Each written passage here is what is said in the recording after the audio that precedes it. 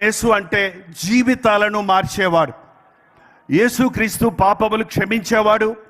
ఈ లోకంలో ఎవరూ చేయలేనిది యేసుక్రీస్తు చేస్తాడు. ఒక పాపిని పరిశుద్ధుడిగా చేయవాడు, ఒక గురి లేని వ్యక్తికి గురి కలుగు చేయవాడు, జీవితాలను మార్చేవాడు, ప్రేమను పంచేవాడు, పరిశుద్ధతను కలుగజేసేవాడు.